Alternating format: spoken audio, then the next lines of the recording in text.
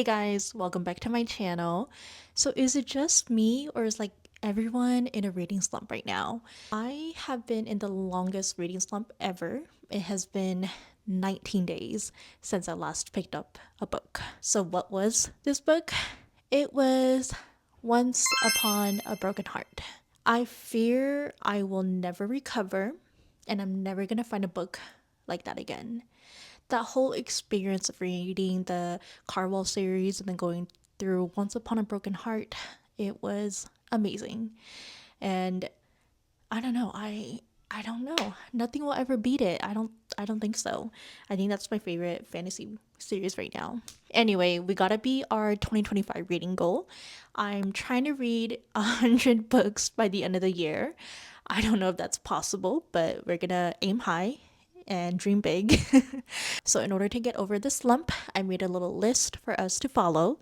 So step number 1, we are going to romanticize reading. So what I'm gonna do is we're gonna get coffee and then also change into like comfy clothes, get into like a comfy spot around the house, and then we're gonna pick up a fast-paced book. So typically I will go for a Frida McFadden book. I honestly have like a love-hate relationship with her. Her books are really fast-paced, so I really enjoy it. I can usually finish it in like a day. But there's too many plot twists sometimes that I freaking hate the ending. So I think she has like a few new releases that came out this year. So we're gonna pick up one of them on Kindle. And then we're gonna attempt to finish the book that I was in the middle of, which is When in Rome. After that, we're gonna try to read Beach Read. So that's what we have right now. We're gonna read those 3 books in this vlog. Don't forget to subscribe and let's get over this reading slump together.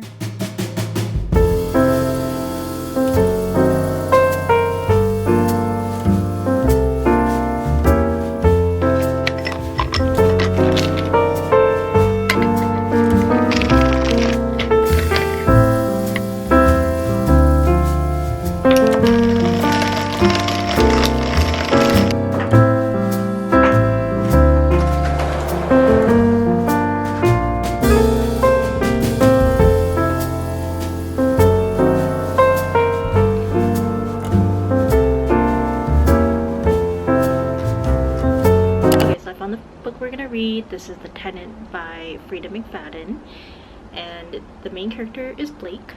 He just lost his job. He's gonna rent out his place to a lady called Whitney, and then just weird things start to happen and he starts smelling like decay and stuff like that.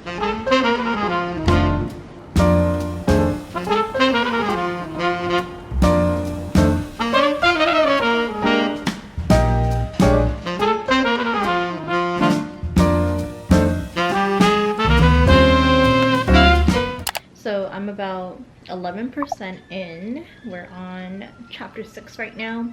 So Blake just lost his job. He was fired because he was accused of selling some information at his previous job.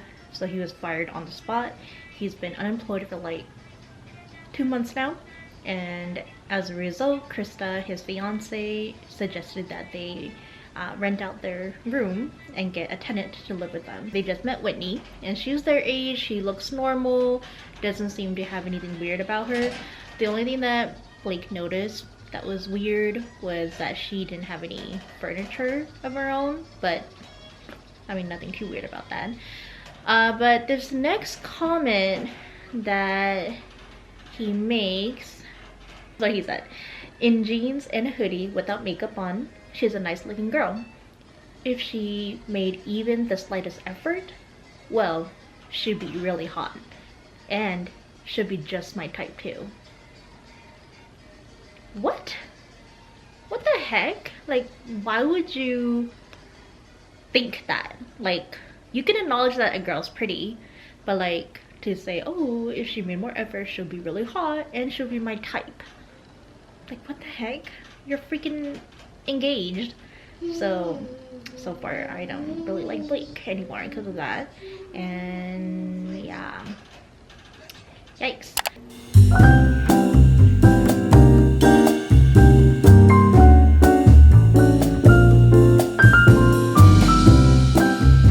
We're 70% in and we're getting Krista's point of view. Oh my gosh.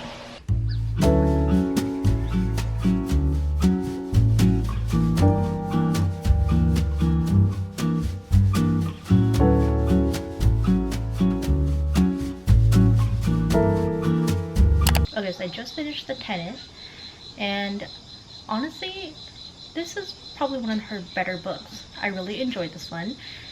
There was, as usual, a lot of twists to the story, but I actually didn't mind this one. I really liked it. I would probably rate this one 4 stars. Even though Blake did annoy me, I really thought that Blake was just psycho. Alright you guys, it's a little later now, but we're gonna start the second book now. It's When in Rome by Sarah Adam. So I'm already like a little over half, like 3/4 of the way done with this book, but I couldn't finish it for some reason. It's a really cute book. I typically could probably finish this book in like a day or two, but that slump just got me really bad. So this is about Amelia and Noah. So Noah is a baker in a small town, and then Amelia, she goes by Rose. She's actually a pop star, and she's just been very overworked and just everything's just getting to her. So she needed to like get away from her manager, get away from that lifestyle. So she was gonna do like a little getaway, but her car happened to break down in front of Noah's house. So Noah, being the gentleman he is, offered to help her. But obviously she's a pop star, so she was super scared to like get help from a stranger, worried that they're gonna take advantage of her and, you know, call paparazzi, stuff like that. But obviously Noah is amazing, a great guy. So slowly she starts to fall in love with this little town. He also has 3 sisters, and I love their bonding with Ray. So yeah, it's really cute. I'm about to start chapter 24, so let's get right into it.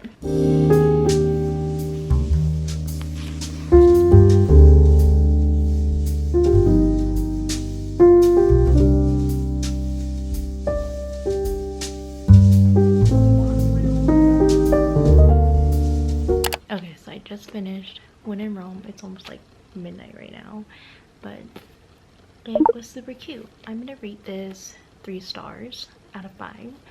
So Amelia is on tour, and Noah decides to surprise her after making arrangements with his sisters and workers about the pie shop and watching over his grandma. And yeah, I liked it. It was really like it felt like a Hallmark movie. It was a bit cheesy at times, but it was a nice read, and I'm excited to read the rest of the series because I think the next book is about one of the other sisters. So yeah, 3 stars. Good morning you guys, it's the next day. So we started off great yesterday. We finished 2 books, and now we just gotta move on to July book club, which is Beach Read. And I got the special edition. It's super cute, has sprayed edge, and yeah, it's super cute.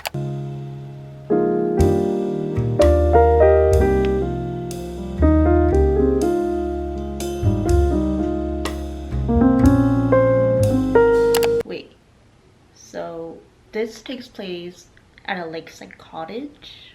What? Okay, the title's a little misleading because I honestly thought it would take place at like the ocean. Like, I know there's, I don't know, the aesthetic would have been better if it was at the actual ocean, but anyway, we're literally on page 5. We haven't even finished chapter 1 yet, and we already got a lot of information. So our main girl is January. She is a romance author. So straight off the bat, we were informed that her mom was diagnosed with cancer. but cancer free now. And then also when when her mom was diagnosed with cancer, they were all really sad. So what did her dad decide to do? They decided to go out, go dancing, and enjoy the night. She just arrived at the lake house, and we get bombed with this information. So for one, dad was dead, and then literally, oh my gosh, or better yet, he wasn't actually dead. He jumped out from behind the bushes and screamed, "Gotcha! You didn't really think I had a secret second life, did you? You couldn't possibly think that I had a second house with some woman other than your own mother." What? Oh my gosh. Like, wow. This is why I love Emily Henry, like her writing style. Is literally we're 5 pages in and it's like everything is already painted a life of how January's life has been, and it's crazy. Like, you know, she had the perfect life, cancer-free mom, happy boyfriend, but then all that comes crashing down, and now she finds out her dad had a secret life. Her dad passed away. She doesn't have her boyfriend anymore, so it's like, wow, that's, yeah, that's crazy. Anyway, we're gonna keep reading because we still have a long way to go and we haven't met the main guy yet. So okay, so I'm on page 49 right now, about to go to page 50, and wow, I forgot where I left off talking with you guys, but she met her grumpy neighbor again. He had like a party, music was super loud, so she went over to tell them to turn it down. But as they were talking, people were already leaving the party, so she felt bad and realized that she was also being grumpy. So next day, she decides to go to the bookstore, introduce herself to the owners, and then, you know, just promote herself. And there she meets Mr. Grumpy, her college rival, Gus. And funny thing is, Gus doesn't even remember her. So he just remembers her as the neighbor and not as January from college. So yeah, when he found out that she wrote romance book, he was like, oh, you know, and they obviously are not getting along because of that.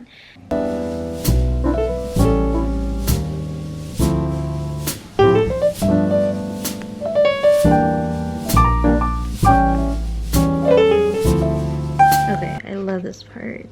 So we find out that January's books are categorized as women's fiction, and she was telling Gus about how basically if she changed the gender of the main characters and made it into a guy, then it would be categorized as fiction. So it's just like the double standard, you know, people are always judging authors that write about romance and doesn't give them the same opportunity. So I really like this quote, or what she says.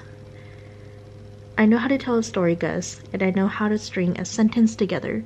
If you swapped out all of my Jessica for John's, do you know what you get? Fiction. Just fiction. Ready and willing to read by anyone. But somehow, by being a woman who writes about women, I've eliminated half of the Earth's population from my potential readers. And you know what? I don't feel ashamed of that. I feel pissed. Even in the real world, like women that writes about romance, they're never taken seriously, and it's kind of crazy. But anyway, in the book, Gus and January seem to be bonding and getting along, so let's keep reading. Okay, little update. So I'm on chapter 14 right now, page 146. And the last time I spoke with you guys, I think I talked about her books being categorized as women's fiction. So after she admits that she is upset about that, he confesses to her that it's not that he doesn't like books about women, but he doesn't like happily ever after They talk a little more. He also confesses that he remembers her from college and noticed that she's changed, so she admits that, you know, she's broke, needs to write a book, and yeah, they just talk about their life. And then that's when they decide to challenge each other to write the opposite. So she is gonna be writing a book with no happily ever after, and then he's gonna write one. And doing that, they decided that they will do like dates research and stuff like that to help the other person get better into that genre.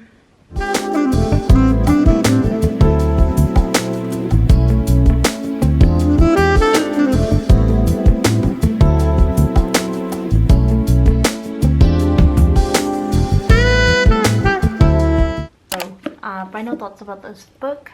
I'm gonna give this a 3.5, or I'm gonna give it 4-star.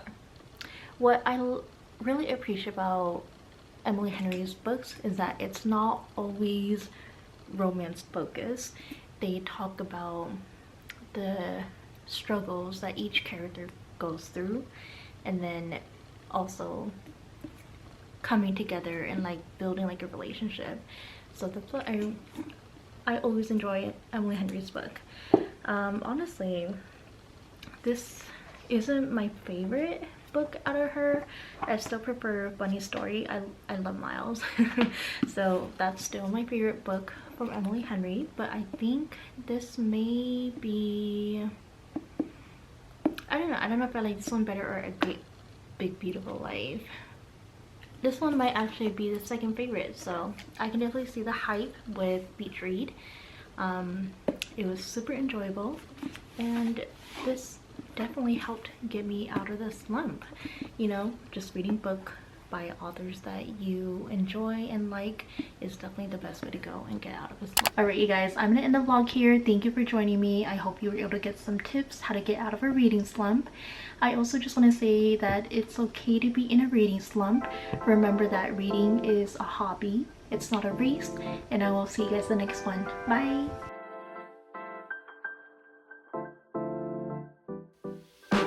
Lights out, I'm your favorite. Too many ways, been in your place, there's delays. Add it up, plus sign, zeros on the table. Driving and vibing.